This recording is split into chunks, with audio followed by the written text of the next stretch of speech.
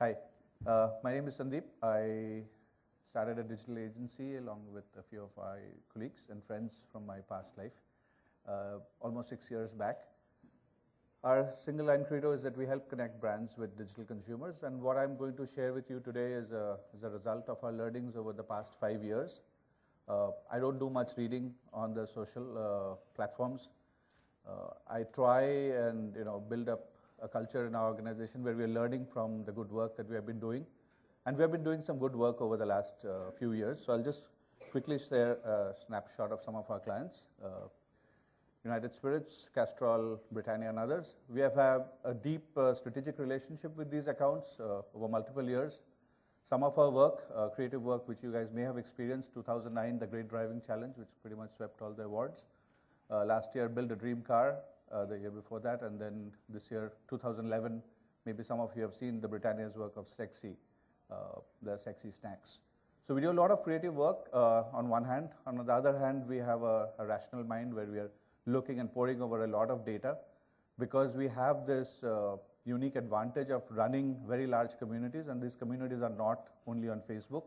I want to say that we are here to, I really liked it when our past speakers were talking about life outside Facebook. So we run large digital assets like Royal Challengers, where there are hundreds and thousands of pages, where there's a lot of discussion going on about the brands. And this is from where we have gleaned our learnings. So the dark ages, really, I think we're just emerging from the dark ages, the hits, clicks, page views, bounce, time spent. People have used these numbers, abused these numbers, and but I think that the era has come, this year when things have started moving beyond. So before I jump into those numbers, I thought I'll help you give some framework. I know a lot of you, if I can just get a show of hands, how many of you here actually work for brands and are responsible for marketing some brands? Okay, so it's a pretty good mix, half and half. So I want to leave you behind with a framework that will help you think, that will help you sell to your boss, that will help you give conviction to what you're doing. And the framework is something that we have been testing out for the last 3 years. This is what we show when we first visit our clients, saying that a digital marketing framework has to be built outside. I'm not just thinking of Facebook. You have an infrastructure layer at the bottom, where you are looking at building your web assets, you're looking at permission marketing. Reputation starts by building permission marketing, where you don't end up spamming your audience, right? You build your ORM, you build a social infrastructure for people to share. These are things you build over time. I mean, we have built Royal Challengers infrastructure over the last 3 years. But then there's a powerful layer called that amorphous layer of the idea. And it's really the idea which gives, breathes life into your brands. It is that storytelling layer, the powerful idea. And then comes content. Somebody mentioned content. People just forget about content. So content is something you create as a brand, as a channel content. And sometimes you let users generate content. And there's a good mix between the kind of brand that you are running, of how much it should be, half and half, 20-80, 80-20. We run Castrol's brand, where Castrol insisted on being the expert and possibly influencing content by about 80% channel and 20% user. And then comes your discovery layer. You have to advertise to be discovered. But then there's also organic methods. So if you were to Google digital agency, you would find us in the top 2. And we don't do SEO as a business, but that's something that you have to do as a hygiene for your brand. And then you do social marketing. So for me, social marketing is one block out there, in a layer. And then you have the gratification. We're in a gratification economy, so people have to be rewarded based on the campaigns and contests.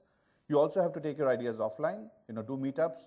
At RCB, 2 years back, we brought our fans in from our webpage, and we said, hey, we're going to do an unconference. That was 2 years back. So we brought our online fans into the real world and gave them charge. This year we have a concept called Fan Advisory Board, where they are really deciding where to take social forward on RCB's website. And then you give them toys to play with. You build your apps, you build your mobile games, you build your stuff, and people just play with it. And if you do all this well, conversation happens.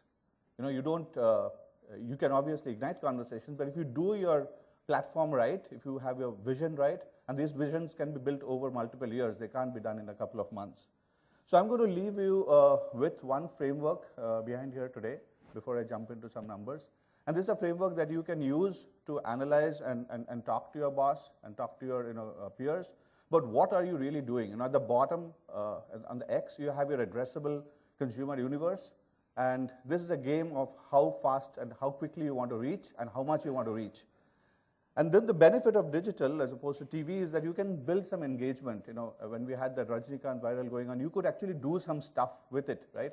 So you are hit with an idea, it comes to your desk, and then you do some stuff. That's the engagement layer we're talking about. And on the right-hand side is, if your idea is good, people are going to share it, right? So that's the difference which digital does, that you build in some, some stuff in there which makes it share-worthy. And then the top pyramid, and there is a discontinuity here, is there your community. Now you have brands, fan, people who start becoming a fan for a purpose. It's not the lazy like I heard. Not many people here know that Facebook makes it possible for consumers to like pages without even visiting that page. Okay, so you can like it anywhere, and you have not even seen what that page looks like. Yeah, you will be plummeted by feeds, and which you can unsubscribe from, and that's what leads to these huge numbers on Facebook with very low engagement. So community is something which is a completely different beast, and I see people talk about communities very loosely. I've got 10 lakh, I've got 5 lakh. I mean, we barely struggle to run a community of 100,000, okay? Because there are flame wars, there are the breakouts, there are absolutely rugged emotions fly. It's very difficult to manage communities. But if you do, and if you do have communities connect with you, then you have to start thinking of how you're going to engage them.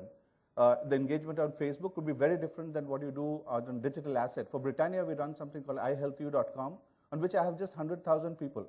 But go there and you will find that people are self-powered. They run health diaries, they share recipes, they're doing some stuff, and it can only be done with a very, very small size. But then I could have different communities, consuming video content on YouTube. That's also a community, right? And then you have your active community, people who come forward and say, hey, I'm going to create, I'm going to do stuff for you. And then you have your advocates on the top. I was talking to a very senior guy in Britannia, and they said, this is bang on as a model. It's just that make sure that it doesn't get too narrow. You have to constantly play with these levers and say that, I'm going to plumb in, like 20 lakhs on display advertising. I'm going to stretch the base of the pyramid, and then I'm going to curate the community and then push them up and see that I have advocates constantly coming up. So we have learned over the last 3 years, and coming from technology backgrounds and running our own stacks and assets, I mean, we know every click, every trail, every visit of our customers and audiences on our assets. And we run 5 different assets on 10 servers. So we really know what, and we're not like having a very myopic view of one brand that we run. We have the good fortune of running 5 brands or 6 brands and different assets. So the burden of data is, over the last 2 years, this is what has led us to, simplifying data, is that we were tracking everything. In one of the cars we were running, we said, I know exactly how many pages the customer visited before he filled up your inquiry form. So I'm not going to do a pay-per-click where somebody clicks on a button and comes in and fills up a form. That's a low cost, that's a low value lead for me. I'd much rather call the guy who has been to my dealers, inquired about that, seen the brochure, seen the tour, and then come. So we started throwing a lot of data at our customers, and this data is only we do with accounts that we work on. We were measuring, Alexa ranks, we were measuring Facebook feeds, we were looking at Twitter sources.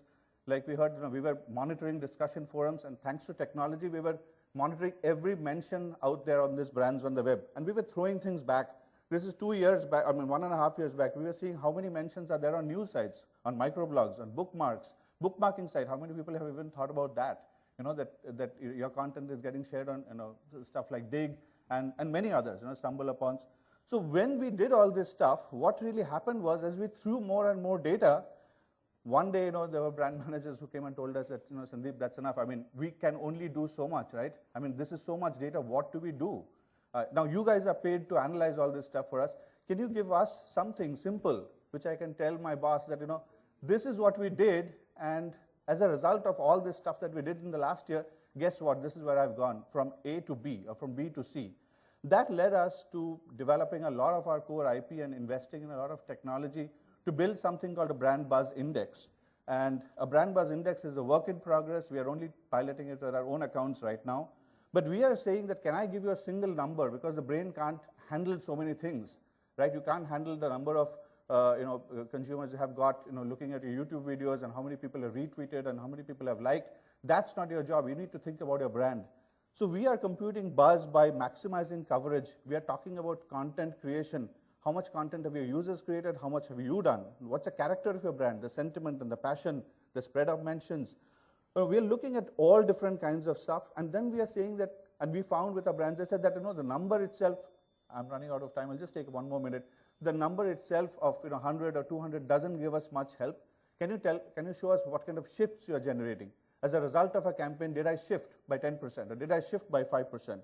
So we're looking at multiple dimensions of brand buzz. I'm not going to, go and get into that.